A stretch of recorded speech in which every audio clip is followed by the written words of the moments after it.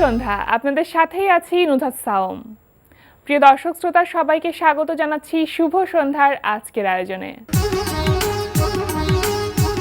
শুভ সন্ধ্যায় আজ থাকছে এনটিভি হাইলাইটস এবং ক্লিনিক্যাল সাইকোলজিস্ট মোহাম্মদ জিয়ানুর কবিরের সঙ্গে আলাপচারিতা। প্রথমেই এনটিভি হাইলাইটস।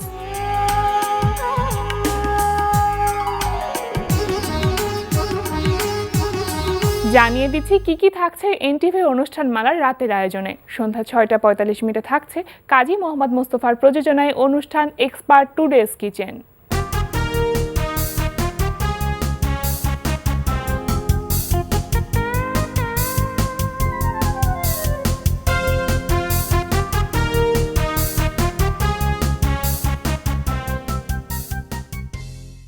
রাত ৮টা ২০ দেখবেন এজাজ মুন্নার রচনা ও পরিচালনায় ধারাবাহিক নাটক শহরালী। যাও বিভিন্ন প্রতিষ্ঠানে যাও, বাসা বাড়িতে যাও, গিয়ে দেখো সেখানে কোনো সিকিউরিটি গার্ড লাগবে কিনা। যদি তুমি একটা কন্ট্রাক্ট নিয়ে আসতে পারো ঠিক মতো, তাহলে তোমার খাবার হালাল হবে। কি বলতেছেন স্যার? আমার তো এই দায়িত্ব কেউ দেয়নি। সোজা হও। এই যে এখন দিলাম, বাসায় ফোন দিলাম, তোমার আম্মা বলল তুমি বাসায় নাই। বিশ্ববিদ্যালয়ে ফোন দিলাম, তারা বলল তুমি সেখানেও নাই। সমস্যাটা কোথায়? আব্বু, আমি তো তোমার ব্যবসার কাজের জন্যই বের হয়েছি। জানো, আবিদ না তোমার 10 জন সিকিউরিটি গার্ডের চাকরি নেপালে কনফার্ম করেছে। রাত 9টায় থাকছে একক নাটক। টেংরি বাইঙ্গা হসপিটালে ট্রান্সফার করবো, অন্য কোনো জায়গায় না। হ্যাঁ, কোনো ছুটি-মুটি নাই। কথা কইতে এসে আমার লগে। ওইটাই বাকি ছিল খালি। মাইরি বাকি ছিল এই চুপ, আর ভালো লাগতেছে না। না, আমারও ভালো লাগতেছে না। আমার বাপের অফিস না, তোমার বাপের অফিস না যে লেট করে আমি যাবো। আমার যাইতে হবে, বাচ্চারা রেডি করে দাও। সব ক্যাচাল লাগাইছো কেন? নাস্তা দিছে, নাস্তা খায় অফিসে যাবা ব্যাস। ওরে রেডি করো, আল্লাহ ও রেডি আছে, যাও।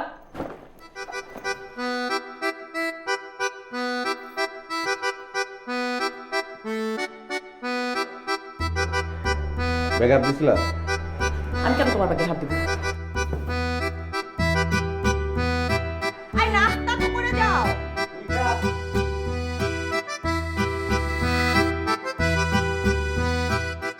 এই ছিল এনটিভি অনুষ্ঠানমালার হাইলাইটস। এরপর আসছি আলাপচারিতায়।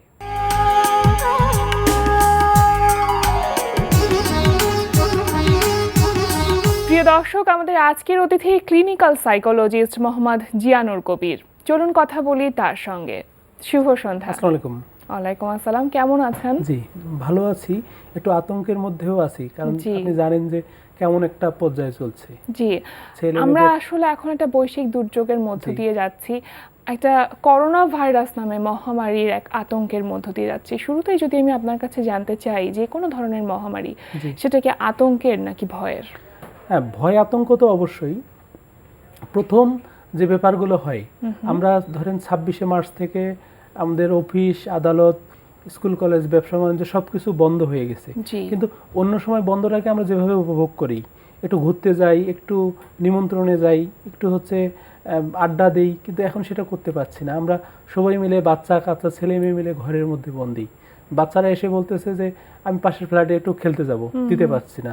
বা তারপরে বলছে আমি কি করব, তাহলে তুমি আমার সাথে খেলো।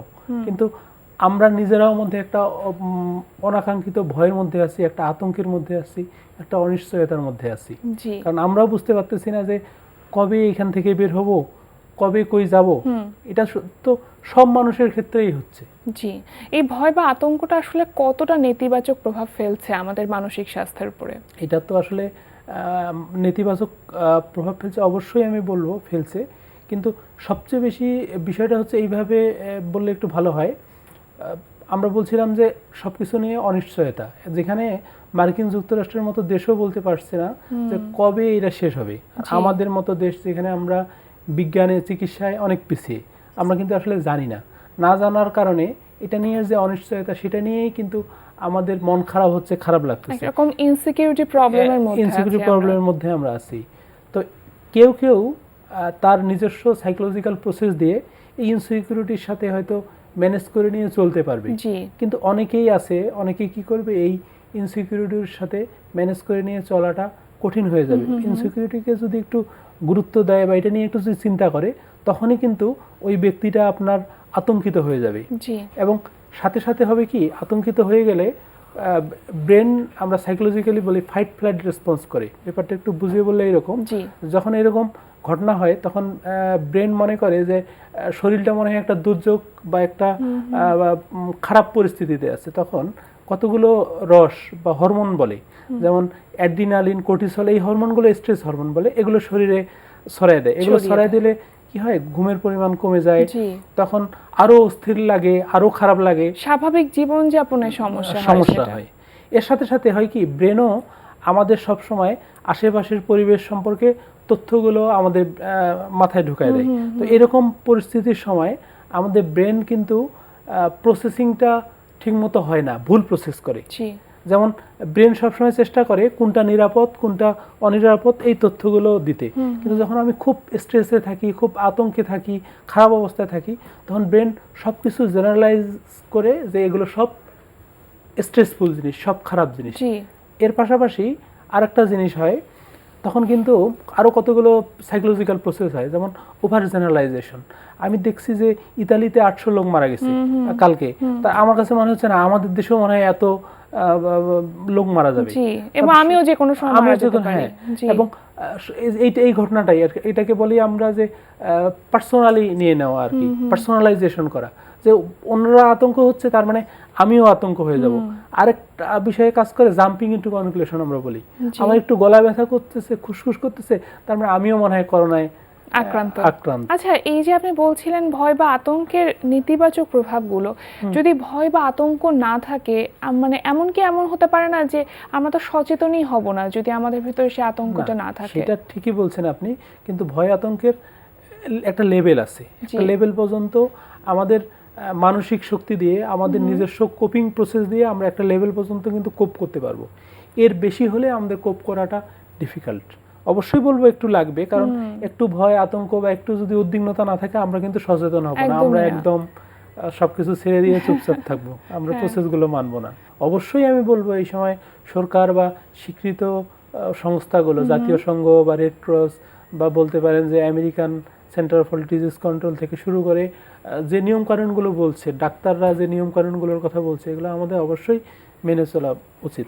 আরেকটা ব্যাপার বলে রাখা ভালো, আমরা যখন একটা দুর্যোগ বা ক্রাইসিসের মধ্যে দিয়ে যাই, ওই সময় কিন্তু একটা সাইকোলজিক্যাল প্রসেস ঘটে আমাদের। আচ্ছা, সেটা কি রকম? সেটা ধরেন, প্রথমত আমরা যখন এই দুর্যোগটার সাথে কারণে ঘরে আটকে আছি, আমরা কিন্তু একটু শক হয়ে যাই মানসিকভাবে, মানে আমাদের মেনে নিতে কষ্ট হয়, না এটা বোধহয় আমার করা লাগবে না, মানে আমরা একটু অস্বীকার করি, না এটা হয়তো আমার ক্ষেত্রে হবে না, অমুক দেশে হয়েছে আমার ক্ষেত্রে হবে না।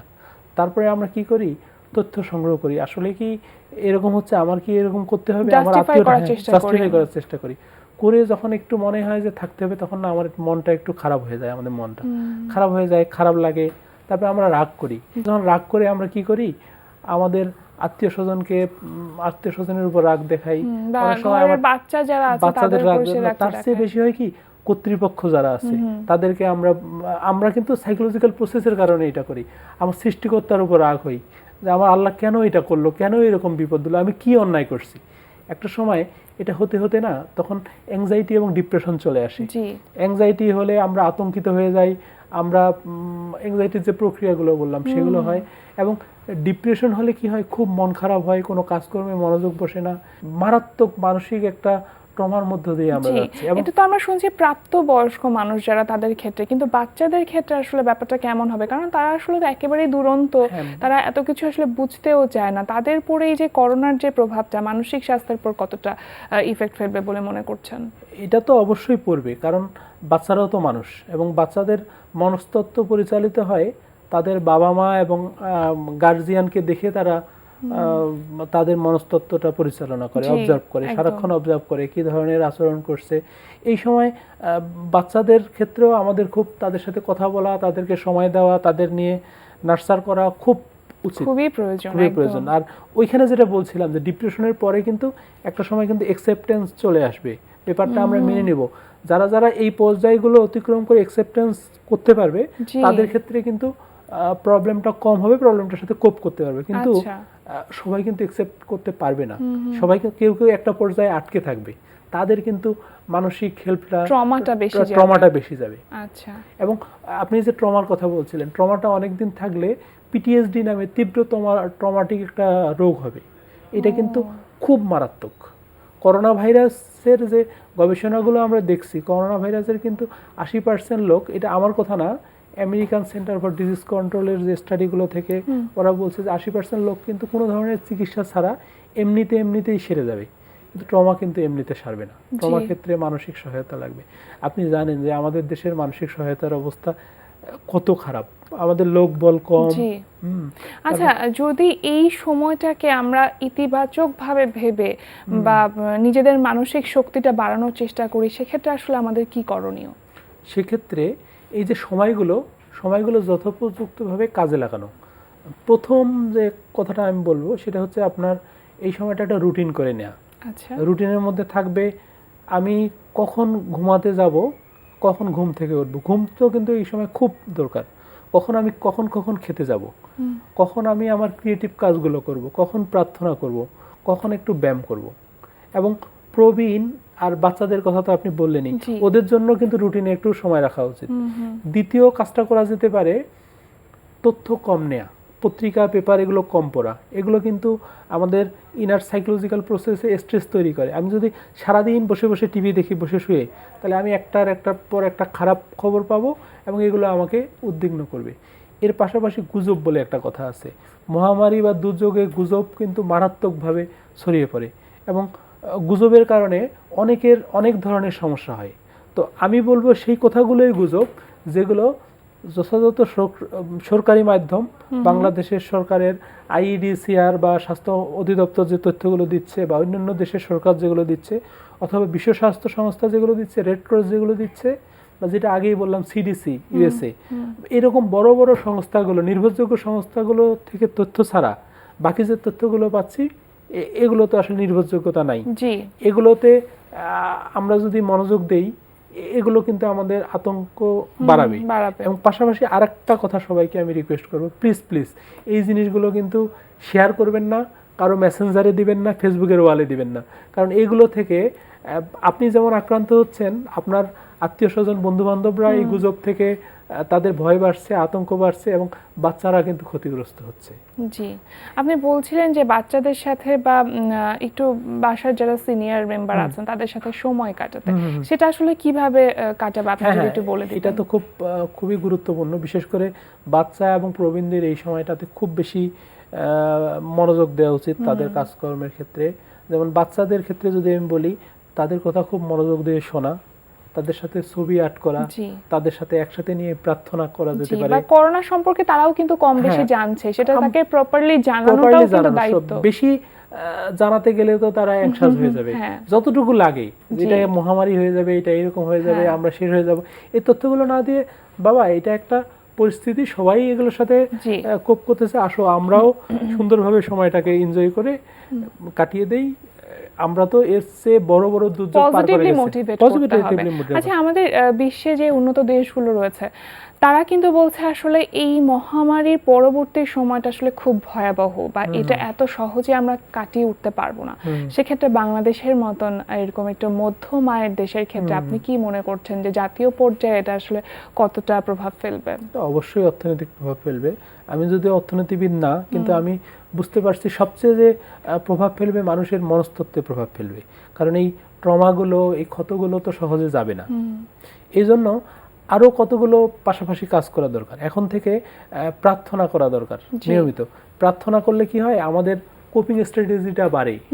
আমার হচ্ছে ইমোশনাল কোপিং স্ট্র্যাটেজি। ইমোশনালি আমি মনে করি যে সৃষ্টিকর্তা আছে, মানে আমার একটা নিশ্চয়তা আছে, উনি আমার সবকিছু দেখবেন, শেষ পর্যন্ত উনি হয়তো আমাকে বিশ্বাসটা ভালো রাখে। আপনি জানেন যে বিশ্বাস করলে অনেক ভালো রাখা যায়। এর পাশাপাশি আরো কতগুলো কাজ করা যায় এই সময়টাতে। যোগাযোগ করা, হয়তো আপনি সরাসরি যোগাযোগ করতে পারছেন না, আপনি ফেসবুক ইউজ করতে পারেন, মেসেঞ্জার ইউজ করতে পারেন, ইউজ করে আপনার সহকর্মীদের সাথে যোগাযোগ করতে পারেন, বন্ধু বান্ধব আত্মীয় স্বজনের সাথে যোগাযোগ করতে পারেন। নিয়মিত যোগাযোগ করলে হবে কি, তাদের সাথে আপনি শেয়ার করতে পারবেন, তাদের অনুভূতিগুলো জানতে পারবেন। বিশেষ করে তারা কোনো ক্রাইসিস পর্যায়ে পড়লে সেই ক্রাইসিসটা সম্পর্কে জানতে পারবেন এবং সেটা থেকে কীভাবে উত্তরণ করলো সেটা সম্পর্কে জানতে পারবেন।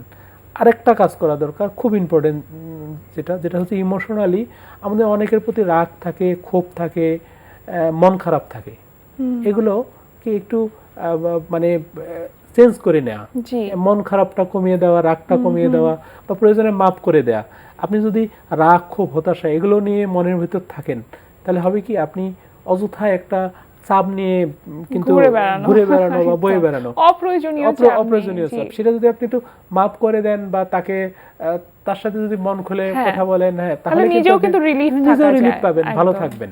আমাদের অনেক এরকম একটা অভিযোগ আছে যে আমরা যা শুনি তাই বিশ্বাস করি, এবং Exactly. কেউ হয়তো কোনো কিছু বললো যে এটা করলে হয়তো করোনা থেকে মুক্তি পাওয়া যাবে বা এটা খেলে হয়তো করোনা হবে না, এই ধরনের রিউমারগুলো শুনে আমরা বিশ্বাস করি এবং সেটাই করতে থাকি।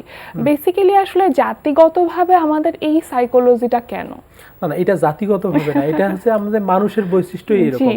যখন আমরা অনিশ্চয়তায় থাকি, আমরা কিন্তু সারাক্ষণ হচ্ছে নিশ্চয়তা খুঁজতে থাকি, একদম।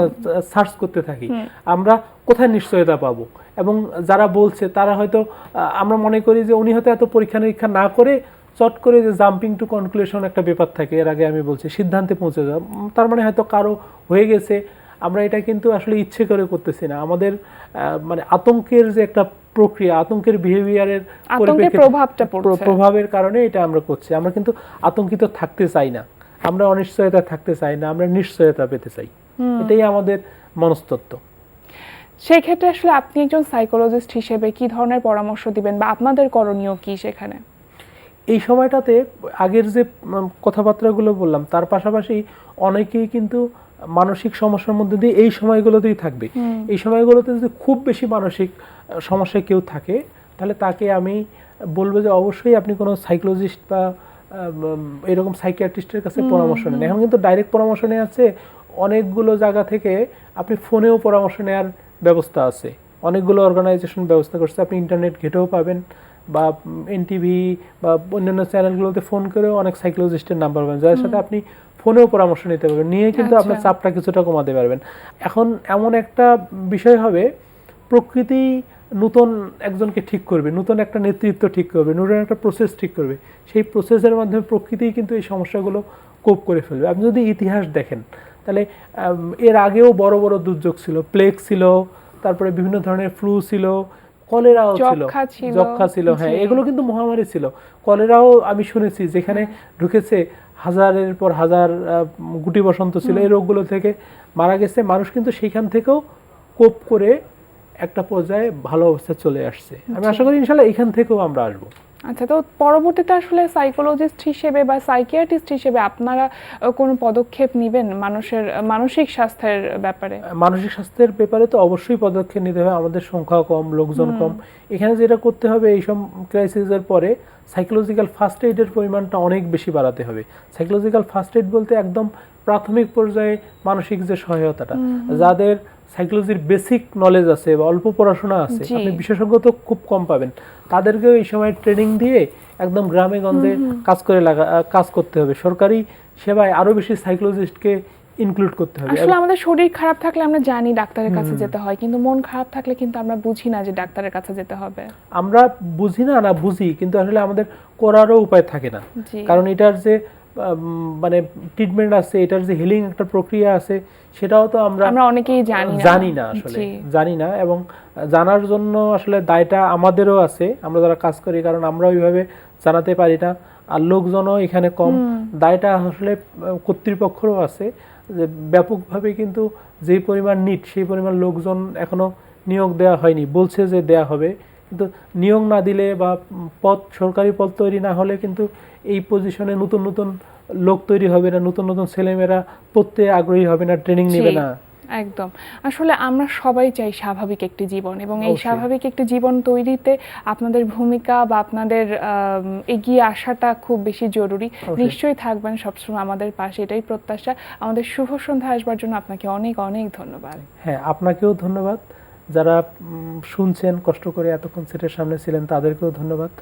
আশা করি আমরা সবাই মিলে সুন্দর থাকব, আল্লাহ আমাদের সবাইকে ভালো রাখবেন এই প্রত্যাশায়। প্রিয় দর্শক, আলাপে আলাপে আমরাও চলে এসেছি অনুষ্ঠানের শেষ প্রান্তে। আমাদের সঙ্গে যোগাযোগের ঠিকানা প্রযোজক শুভ সন্ধ্যা, এনটিভি, বিএসসিসি ভবন, ৭ম তলা, ১০২ কাজী নজরুল ইসলাম অ্যাভিনিউ, কারণ বাজার, ঢাকা ১২১৫। আমাদের ইমেইল অ্যাড্রেস shubhosandha@ntvbd.com। প্রিয় দর্শক, এনটিভিতে সম্প্রচারিত সংবাদ এবং অন্যান্য সকল অনুষ্ঠান দেখতে লগ ইন করুন www.ntvbd.com। সবাই ভালো থাকুন, সুস্থ থাকুন। আজকের মতো এখানেই শেষ করছি। শুভ সন্ধ্যা।